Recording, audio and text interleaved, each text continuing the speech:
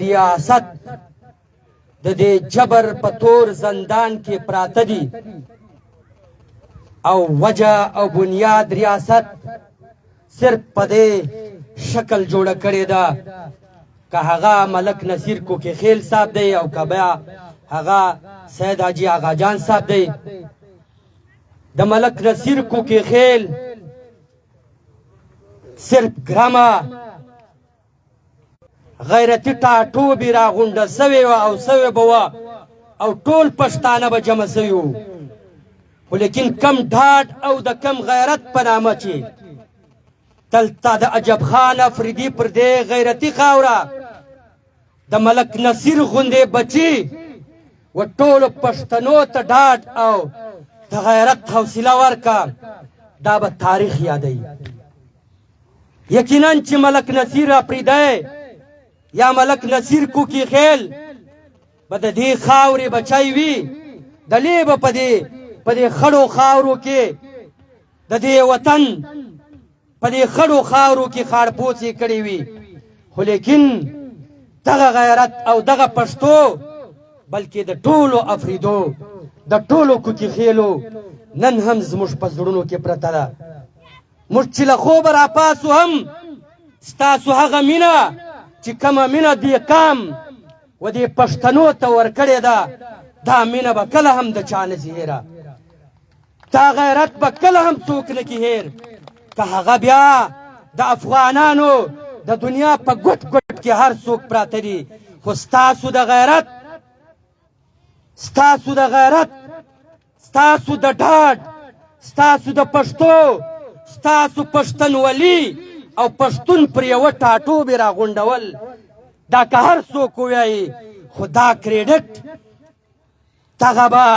دې غیرتي خاورې له راځي موږ تاسو ته دا وایو چې دا څه خبره نه ده چې نصیر افریدی یا آغا جان حاجي صاحب دا په زندان کې پراته دي دلته یې زموږ د دې وطن د جرګو د 1400 نه زیاته مشران له خاورو سره خاورې کا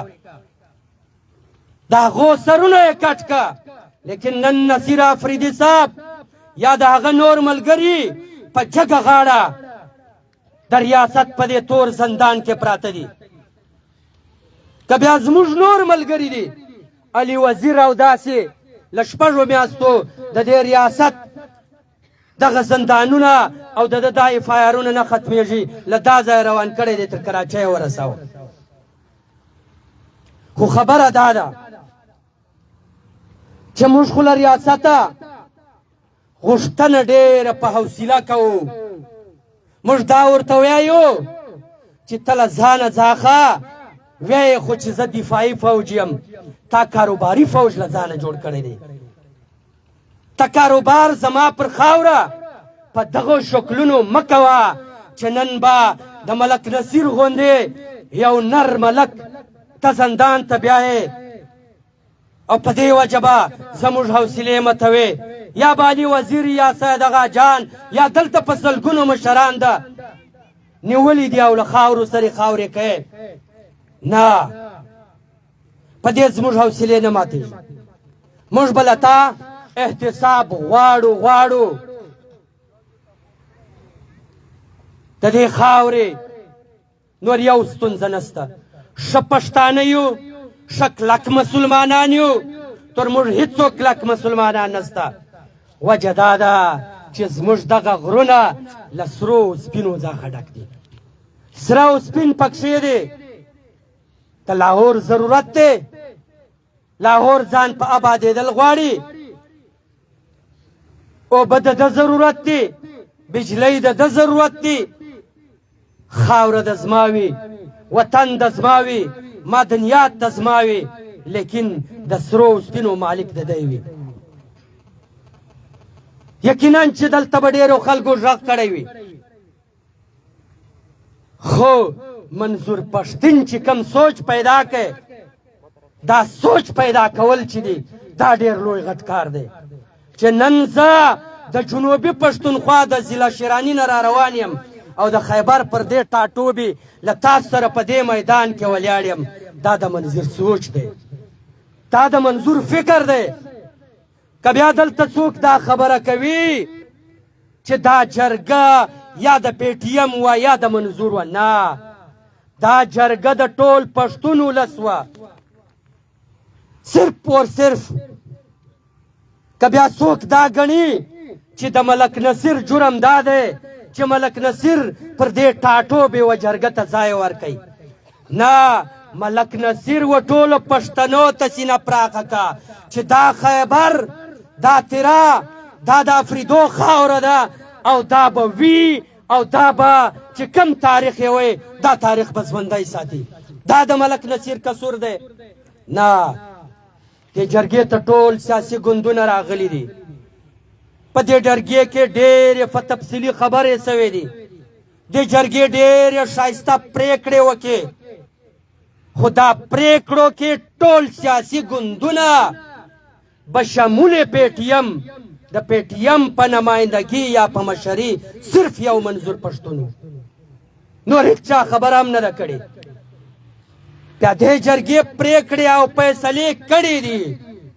او لوی کنټینر ته ولکونو انسانانو ته راغلي دي او مخامخ سوي دي او ټولو حلف اخیستی دی، پر قرآن مو حلف اخیستی دی چې د دې پښتون وطن خبره به کوو، د دې پښتون وطن دفاع به کوو که هغه په هر شکل وي. خو لیکن که بیا نن څوک سوالونه پورته کوي، پکار دی چې له ټولو پښتنو سوال وسي،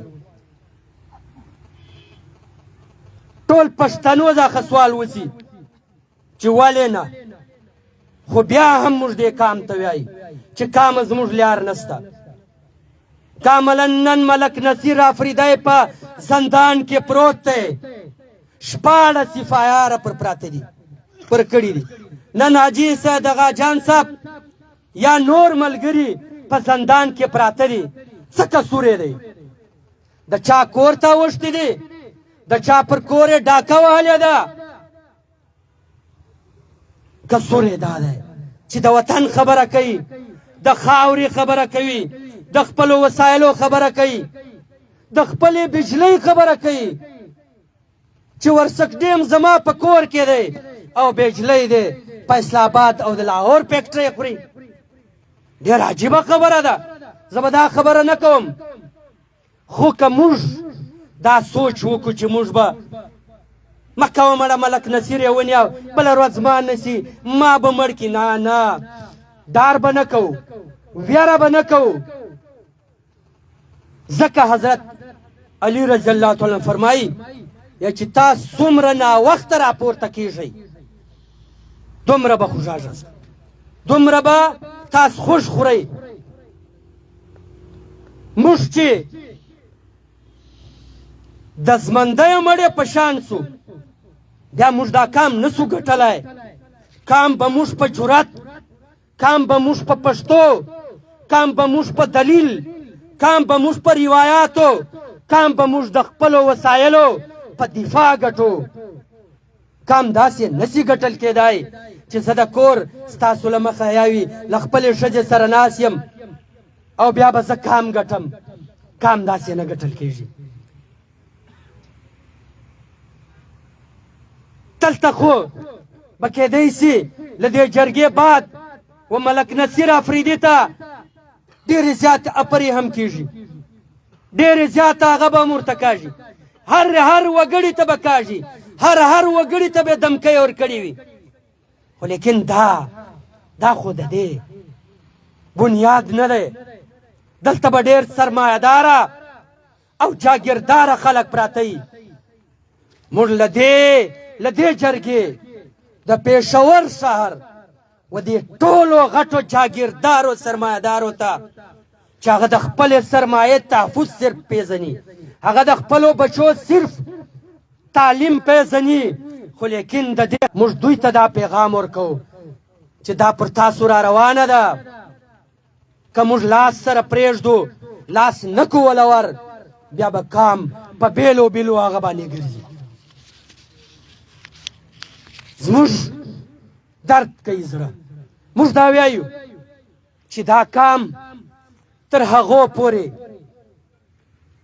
نسی مضبوطېدای چې موږ د زړونو لارې زموږ او د بل یو بل خلاف دغه خبرې کول او کمپیوزه کېدل پښتانه ټول په دې شکل یاره دا منظور به د چا سړی وي ډېرو کسان دا ملک نصیر چې اوس راوتلی دی دا کېدی سي چې دا څوک دی دا څنګه دورې یو نه ملک نصیر جرات وکړ ملک نصیر میړانه وکړه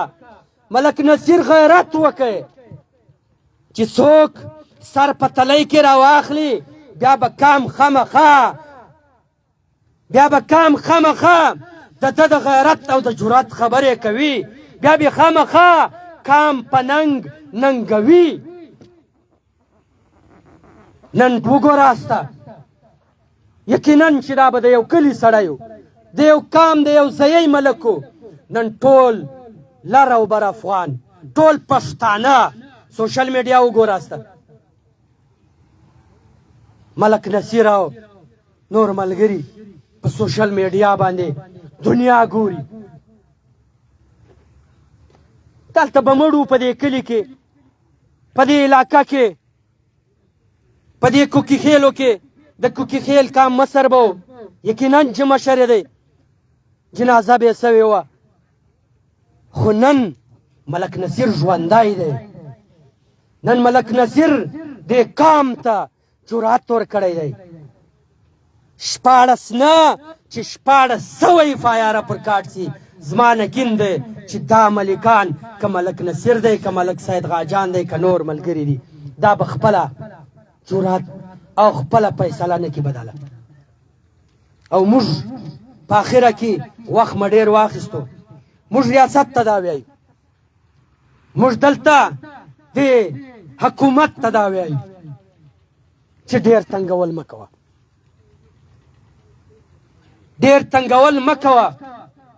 دا لاوه ده که دا لاوه پټاو سپه تا خو اوس له تیره راون څخه تر جنوبي وزیرستانه پورې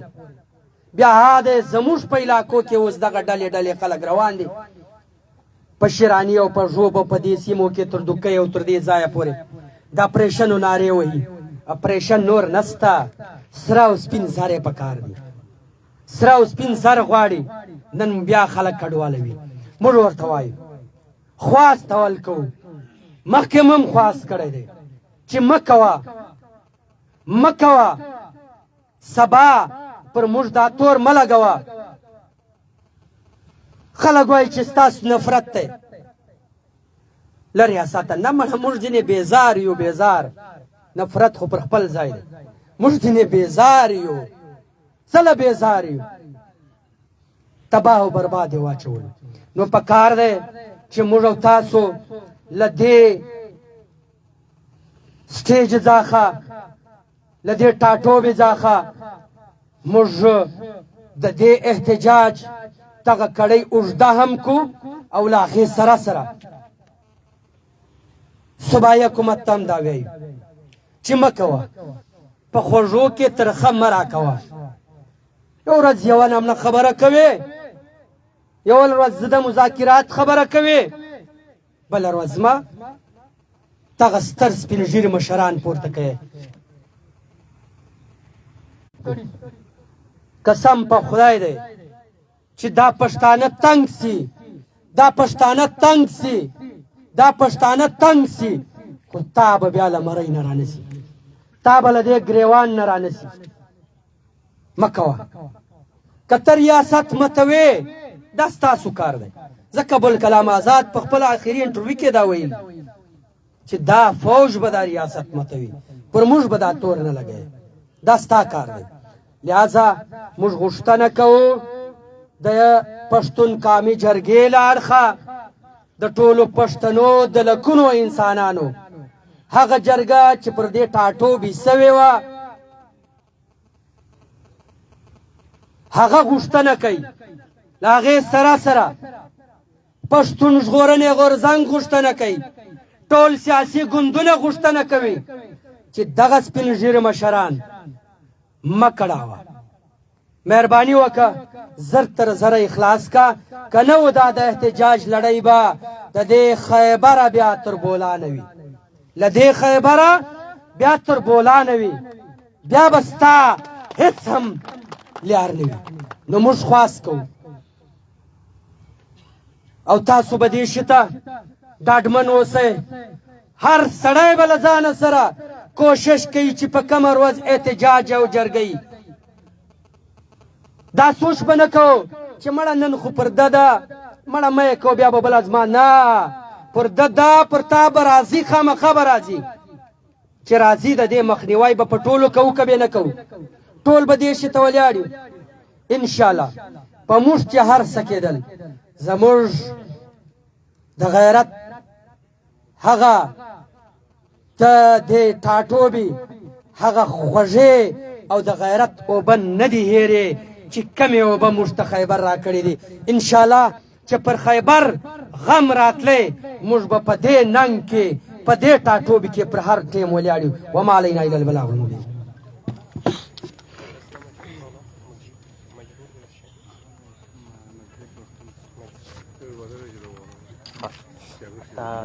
د درې بهراني کسان دي دا منځ کې یو غواړم. ډېره مننه ډېره شکریا. دا و عبدالحمید خان شیراني صاحب ډېر ګټورې خبرې یې وکړلې ډېر ژور نظر یې پیش کړلو. د موږ سره په د بنډار کې ډېر د لرې نه راغلي ملګري مشران چې په هغې کې مجیب مجبور صاحب هم ګډون کړی دی. هغوی ته د زړه د تله ستړي مه شي په خیر راغلی. د لنډې کوتل نه د موږ سره د پی ټي ایم ځلي صدر افتاب شینواري صاحب هغوی ته ستړي مه شي په خیر راغلی. د مخکې خبرو کولو دپاره ملک احسان الله صاحب ته خواست کوم چې هغوی راشي او خپل تاثرات وړاندې کړي.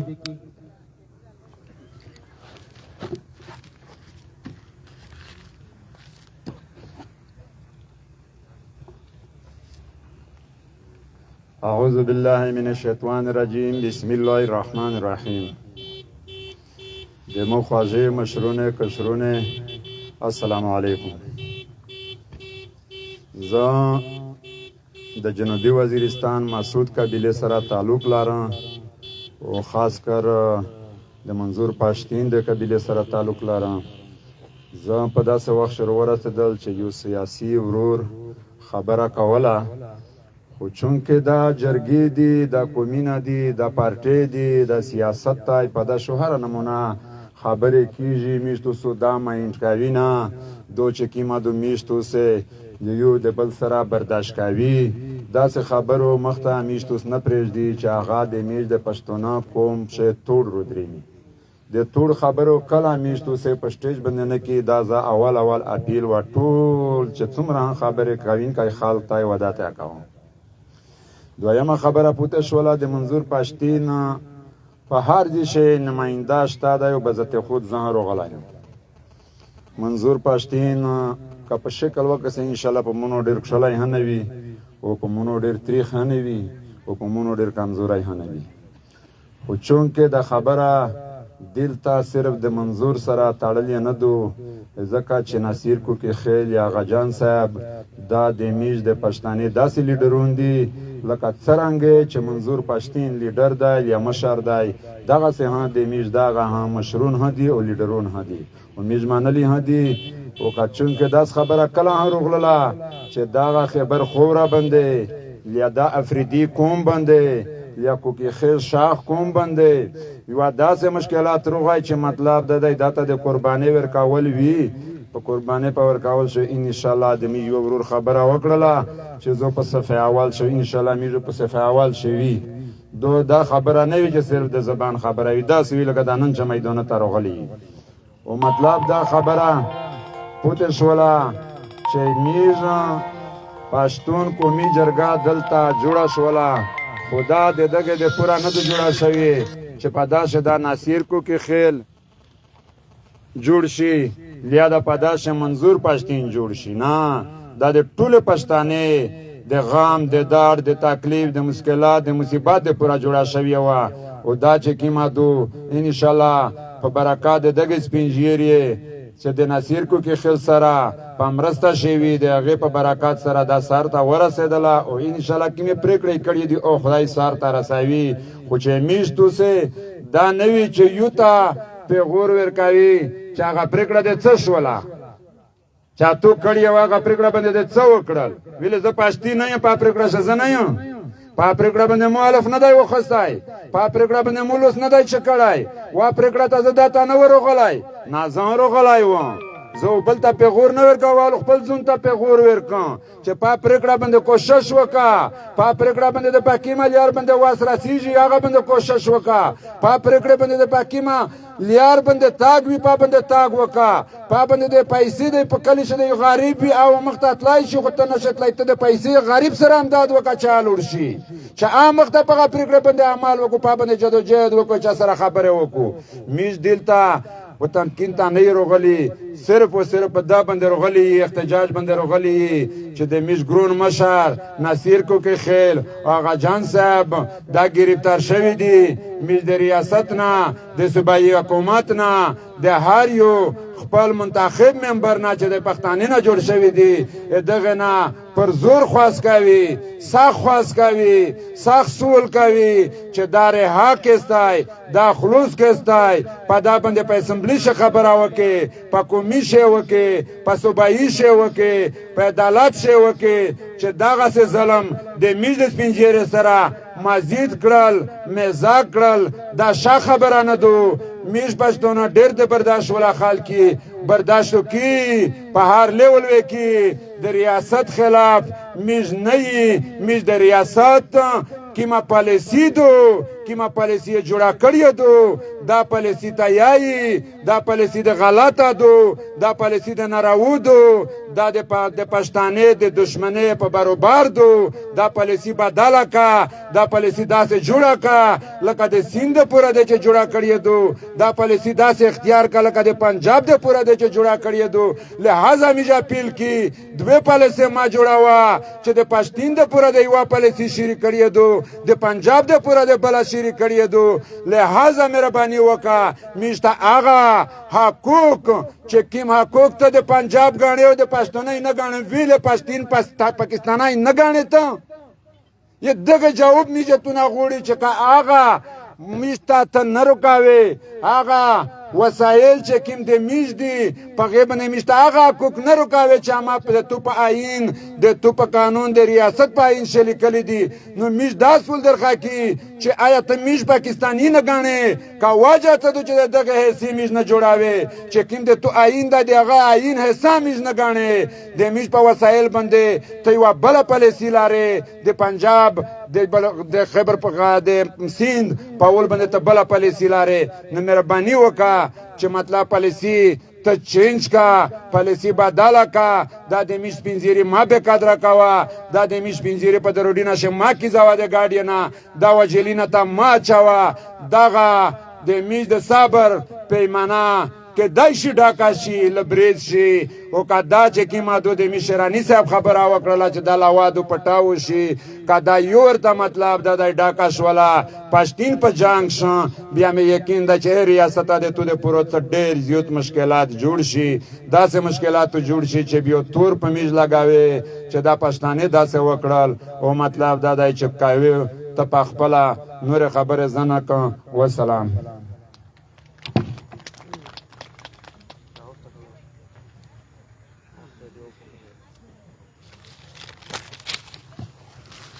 ډیره مننه ډیره شکریا دا و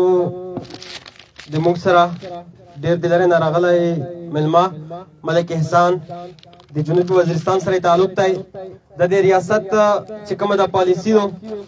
او دا پالیسي چې صرف جوړه کړې ده د پښتنو لپاره یې جوړه کړې پنجاب سند کې یو نظام چلاوي دلته پښتونخوا کې او په ضلع چې کوم ډسټرکټ کې د موږ سره اعظم اضلاع قبایلي اضلاع په دا کې دوی بل نظام چلاوي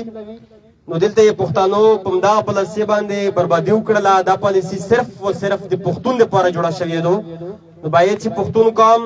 د خپل سوچ نه د خپل سمج نه کار واخلي پښتون قوم راویښ شي ځکه چې تر اوسه پورې چې کومه بربادي د مونږ وکړله د مونږ معدنیات دغه ځنه روان شي پنجاب ته رسیږي سند ته رسیږي او دا شان د پنجاب او د سند نه جرنیلان کرنیلان برګډیاران راځي او د پښتونخوا په معدنیاتو باندې قابض کیږي نو پښتانه څه له وده شي دغه شان که چېرته ډالري جنګ راځي صرف په دغه خطه کې کیږي په دغه خوره کې کیږي او صرف په پښتون قوم باندې د ډالر ګټلی شي نو دغه لپاره یووالی پکار دی د مونږ جوماتونه د مونږ کورونه د مونږ حجرې د مونږ بازارونه دی هر سره تړنګ بنګ واچول دی څه وجې همدغې وجې چې پښتون قوم په ډار کې دی او د هر سړي سره دا غم دی چې په ما باندې اف آی آر کېږي څه وشول اوس د اف آی آر کمای خو دوسره نشته دی ملک نصیر غیرت وکړلو دا شانتې نورو مشرانو غیرت وکړلو د پښتون دپاره یې اواز پورته کړلو او دغو جابرانو دغو فرعونیانو چې کم قتل یې په خپله باندې کړی و موږ شهدای کړي وو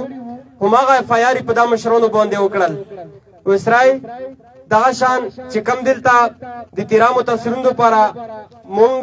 در نه ورکوله په هغه کې هم چې غوښتنې کویم پښتون د خپل حق دپاره چې راپورته کېږي نو بیا هم دا جعلي دفات او اف آی آر در باندې کوي په اخر کې صرف زه د یوه خبره کوم بده یې څوک په ځان باندې بالکل ما لږه یو وخت یو ملګري خبره وکړله چې دا د ډي پي او د واس کار نه دی دا د منتخب نمایندګانو د واس کار نه دی دا د صوبایي حکومت د واس کار نه دی نو اخر لکه دا واک اختیار د چا سره شو په دا خو هر سړی پوهېږي چې بره نوې ته آرډر کېږي خو بیا هم کم از کم دلته چې کم د مونږ نمایندګان دي او هغو ته مونږ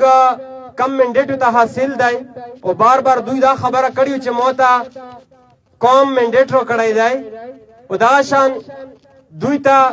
د خلکو سپورټ ورکړی دی نو کم از کم اوس هم دغه خلک سپورټ ترې غواړي دا ترې غواړي چې مطلب د دغه مظلوم قوم دپاره دی غږ به د راغږ کړي غږ د پورته کې ویته د سی ایم په واس کې دا کار شته دی اف آی آر چې شوی دی نو سی ایم چې ډي جي یا نور چې کم آی جي وغیره دي دو ته حکم وکړي چې دا اف آی آر وډرا کا نو ملک نصیر په 24 غنټې کې نن نه رها کېدای شي دا شانته صدقه جان په 24 غنټې کې نن نه رها کېدای شي خو کچیرته دوی وغوړي خو اوس پته نشته چې دوی په کار کې څه سنجیدانه څه پکې غږ نه پورته کوي زه د مخکې خبرو کولو لپاره دعوت ورکوم یو بل راغلی ملما ډېر دروند پښتون دی عارف علي خان ته چې هغه راشي او د خپلو زرینو خیالاتو اظهار وکړي عارف علي خان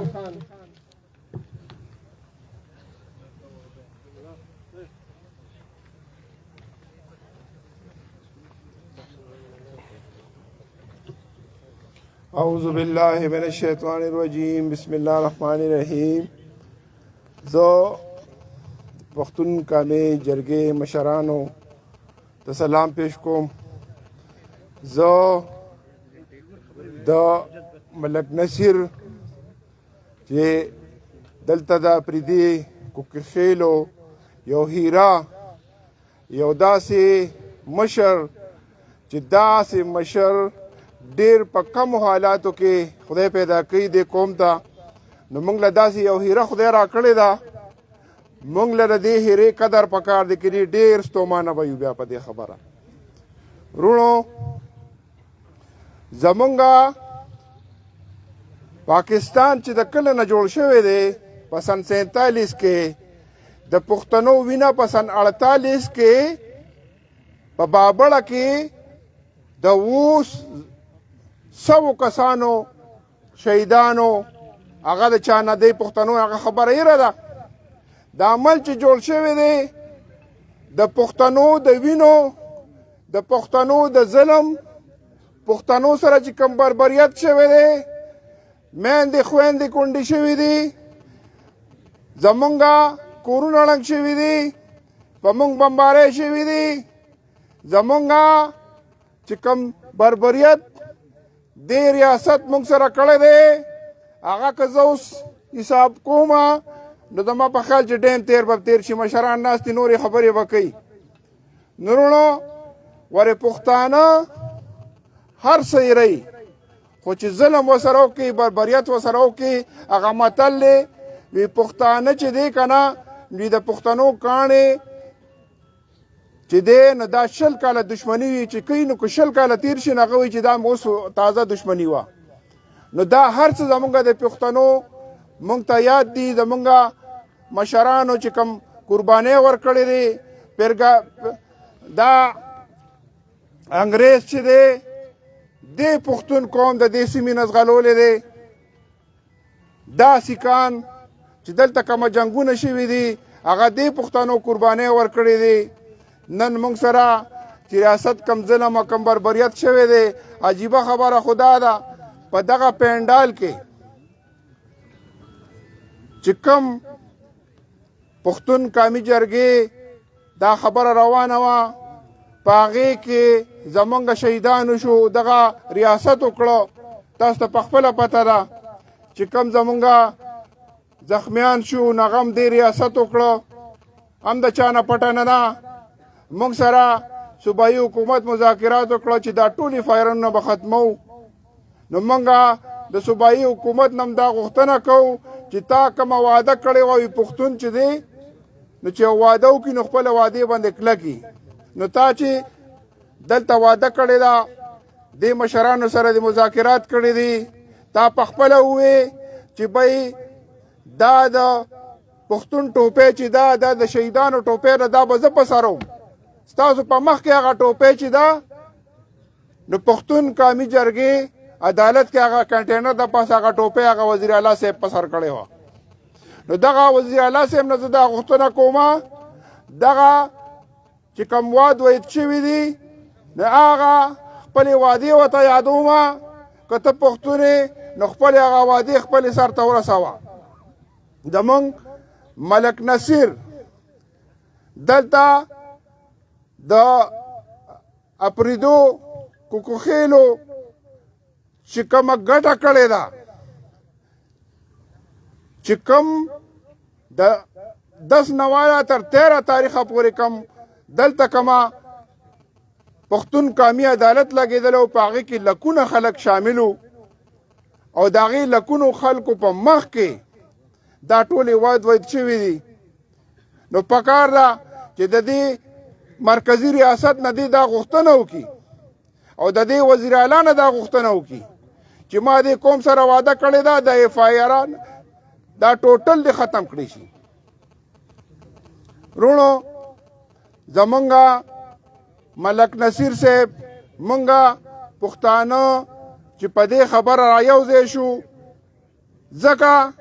تر کومې پورې به مونږه په دې باندې خبرې کوو داسې یو لایعمل پکار دی مونږ دپاره چې زما په خیال چې مشران داسې یو لایعمل جوړ کړي ځکه زمونږه دا خیبر پښتونخوا چې دی نو دام د پاکستان یو حصه ده که نه څنګه چې پنجاب دی سند دی نو چې څنګه چې شیراني صاحب خبره وکړه چې پنجاب له کوم حقوق ته ورکوې نو هغه ته مونږ له هم راکړه که نه نو ته الټه لګې زمونږ خلکو سره ظلم او بربریت زمونږ میندې یې کونډې کړې زمونږ خویندې یې کونډې کړې زمونږ رونه بایګان دې شهیدان کړو زمونږ ځوانان دې شهیدان کړو زمونږ مشران دې شهیدان کړو زه به کم یادومه نو رونو زمونږ بدقسمتي دا ده چې زه د دغه نه راتلمه د صوابۍ نه راتلمه نو ما وی دا دی چې دا علاقه چې څنګه پښتون قومي عدالت لګېدلی او ما وی دغسې به دا زمونږ دا جمع چې ده نو دا به هماغسې جمع راغونډه شوي درونو تاسو له خو الله داسې یو هیره درکړې ده داسې یو مشر دله خدای پاک درکړی دی قسم مې په خدای که د دې مشر قدر مونږ ونه کو او د پسې مونږ ونه درېدو زه د هغه صحابې نه راغلم ما وایي چې تاسو دلته زمونږ د افریدي قوم به په دې خبره به د ټول راغونډ کېږي ځکه دې کې څه سیاست خبره نشته دې کې څه د مفاد خبره نشته دا ټول قربانۍ والا خلک دي ټولو مشرانو دغسې فایرونه پې شوي دي په ما په خپله هریپور کې 2 هفتې جیل تیر کړی دی څه مې کړو هلته هغه جرګې له راغلی وم په ما په خپله ای ټي سي چې کور مې ته تللی وم مونږ څه کول امن هم غوښته که نه کورمې ته چې مونږ تلو دا یو هفته چې کورمه کې مونږ شیرانی صاحب برکت صاحب عطا محمد صاحب مفتی کیفیت الله صاحب دا ټول مشران مونږ هلته لړو مونږ ته یو فریق مکمل اختیار راکو چیا کوم ابل کوم راته ووی چې یو میاشت خیر دی مونږ ته صبر وکړئ نو دی لګي پکار چې دا وزیر اعلی صاحب دی خو راغلی وي او چې دا وی چې دا خبره تاسو شروع کړې را دا خبره تاسو ته مونږ حواله کوو په دې باندې تاسو خبره وکړئ درونو په هره خبره خو ته سیاست مه کوه کنه ته خو ولګه ته چې د ګرینډ جرګې خبره کوې نو دا ورځې چې دی کوم په دې پاړه چینار کې صده کې بګن کې چې په کم کم ځای کې ملاقاتونه شوي دي د خلکو سره قسم مې په خدای چې هغه خلکو زمونږ کم استقبال کړی د بازارونو نه به دکانداران راوتل دا ټول خلک لکه چې په دې بازار سره را روان نو داسې قطارونه یو خوا بل خوا جوړ شي او موږ ته به سلامونه پیش کول دونه زیات موږ له هغې خلکو قدر او عزت را کړی دی نو هغه خلک پکار ده چې دغه جرګه د امن جرګه موږ کوله نو چې موږ د امن جرګه کو نو موږ هم بیا د هغې د پاسه دهشتګرد یو یا غلط یو وروڼو دا داسې یو وخت راغلی دی چې قسمیه راته وایم که موږ اتفاق او اتحاد د دې پښتو په ځکه پخوا د 400 د بابل نه یو د پښتنو یو تحریک شروع شو تاسو که د هغې سره څه وشو دلته د خیبر د سیمې نه دا تحریک چې شروع شوی دی په کار ده چې د دې نه موږ فایده والو د دې سیمې د دې خیبر د سیمې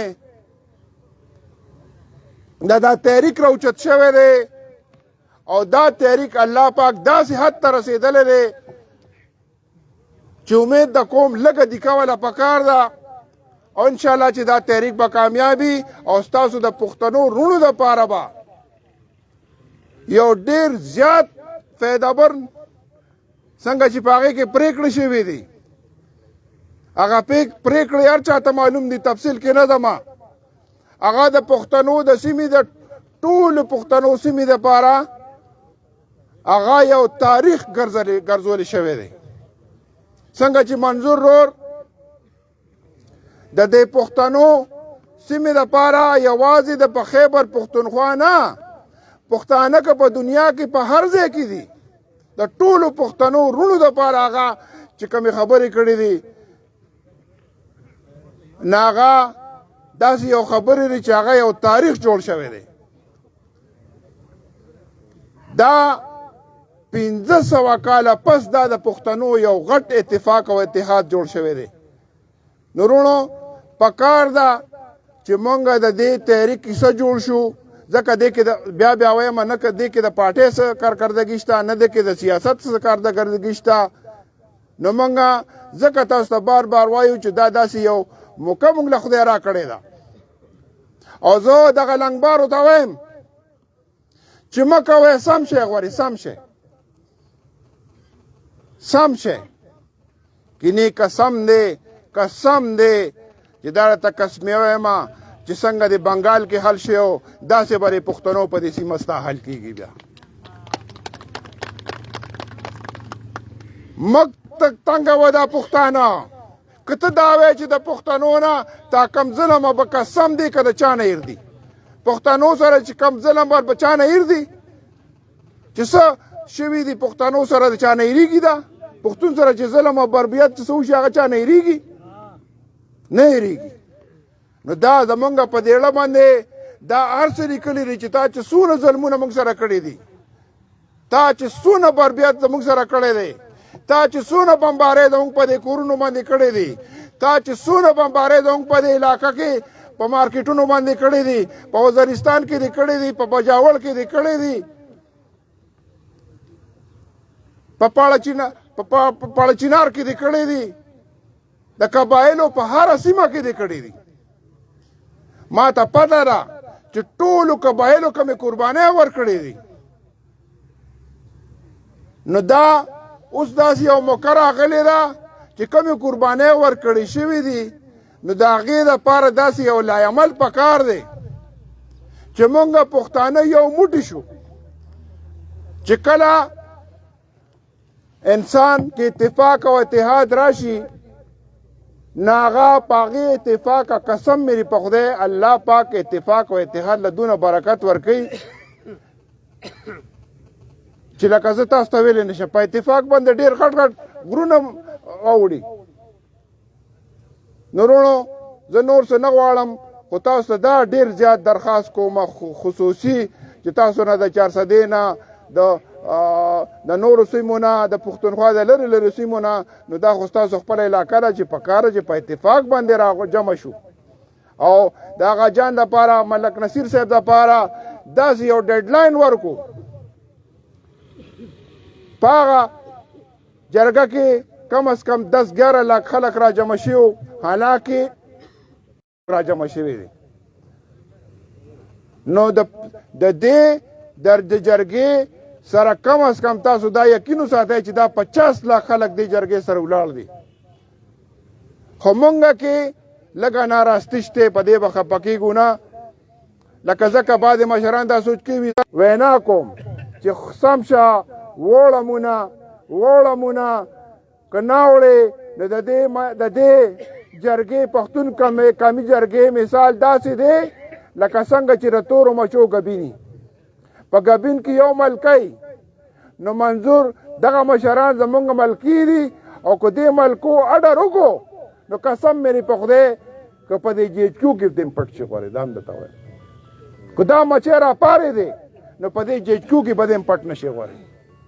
نو زه ستاسو ډېره شکریه ډېره مننه السلام علیکم